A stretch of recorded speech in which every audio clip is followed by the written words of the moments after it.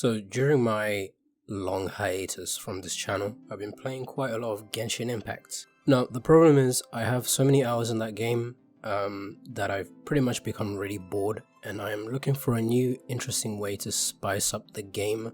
I mean, it's the Ayakabana. I really don't see a better time than now to start a new account. I don't know if this is an original idea, but I had the thought that, there's a lot of characters in the game that I don't use and I want to use them. So this is the Harem Impact Challenge.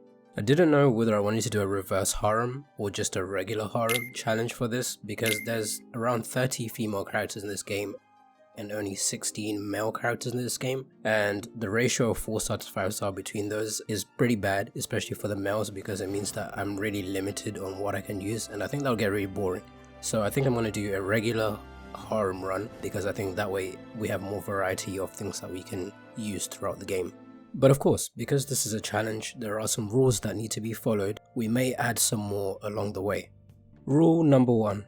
Aether, the male traveler, must always be present in the party, with the exception of Spiral Abyss floors 6 onwards, because you have 2 halves, but Aether must be in 1 half at least, because Aether is the male protagonist, and therefore he has to be present in every single fight.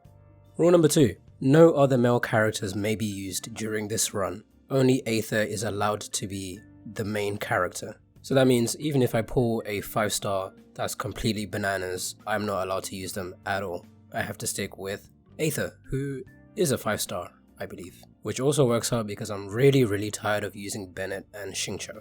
And the third rule, which I'm pretty iffy about, is that one of the female characters in the party has to fill each category of harem character stereotypes, I guess. So what I mean by that is, of course, you would have like the lolly, the tsundere, the childhood friend. Is there a childhood friend in this? No, there isn't. And of course the ara MILF, aka Lisa, which I'm glad about, because that means I actually have to pay attention to the story and actually get to know the characters so I can determine whose personality is like what, because normally I would just continue spamming and clicking through every single dialogue. Yeah, those are the 3 rules that we've made up. So if there's any other rules that you guys want me to add, just leave a comment down below. Otherwise, I'm gonna play the intro.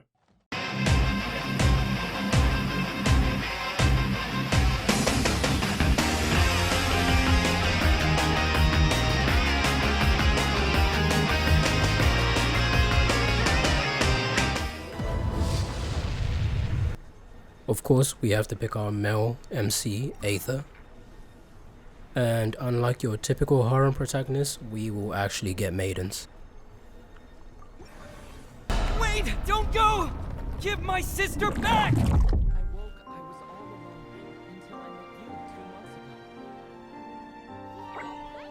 all alone until I met you 2 months ago.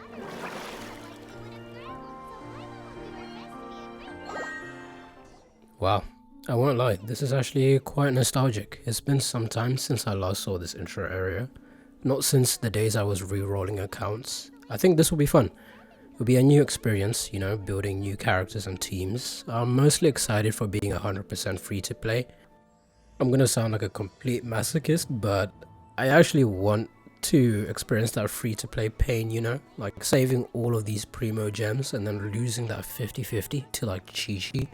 I mean, but for this account, it would be like Diluc or Tignari, which sounds absolutely insane now that I say it out loud. But it would actually be quite the W to actually get Chi-Chi. Nah, but for real, I think I need to stop, because knowing my RNG, Chi-Chi is just around the corner.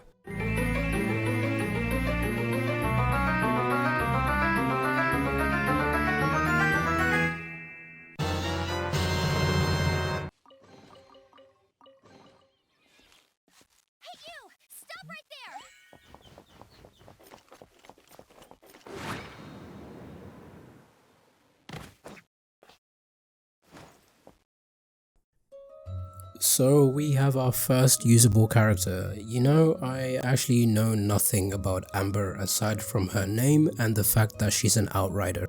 What even is an outrider to begin with? I don't pay attention to the dialogue in this game. And going by rule number 3, I don't even know what kind of stereotypical anime archetype she'd fit under. Childhood friend, maybe? She'd definitely be a student council member if this was like a slice of life anime.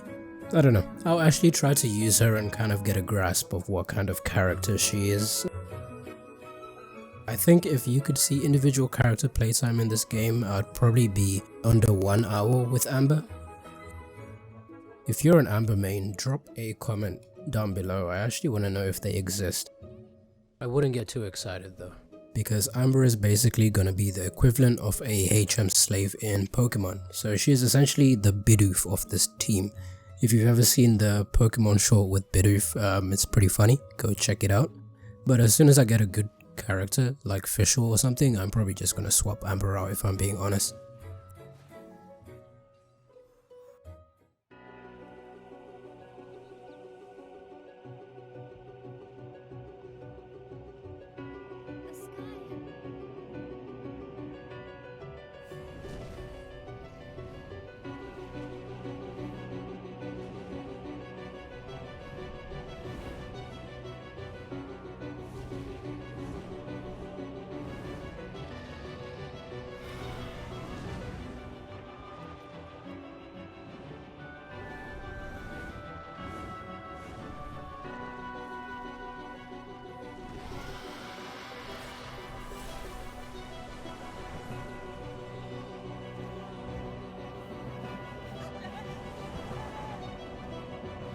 I don't think you guys are ready for this. This is the hardest boss fight in Genshin, harder than any From Software game. You thought Millennia Blade of Mikula was tough? Wait until you fight Dvalin.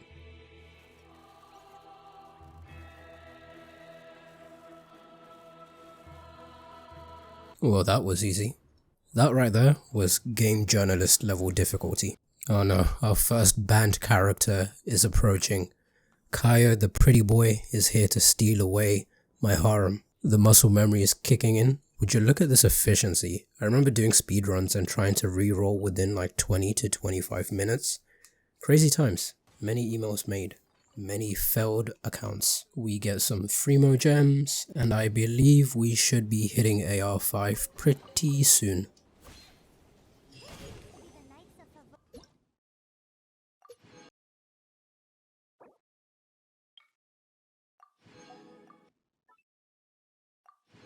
You can't tell me that she doesn't look like Saber from the Fate series. It's uncanny.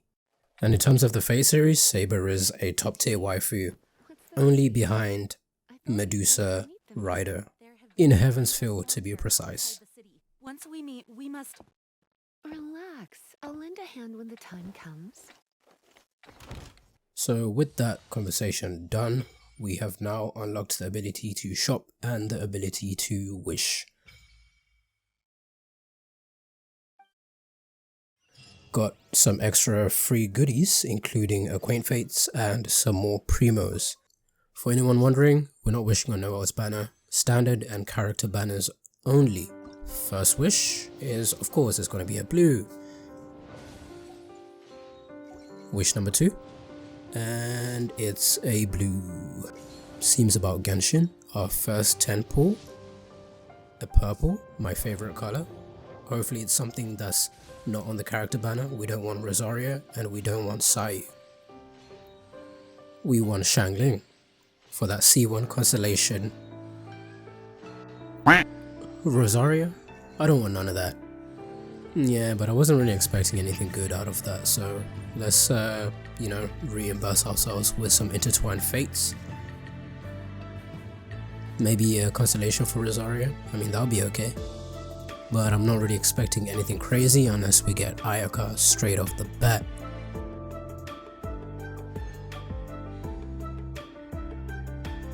The lag usually means that you get something good, man.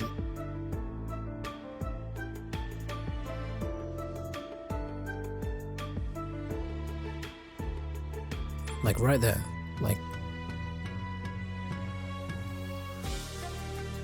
Rosaria C1, perhaps?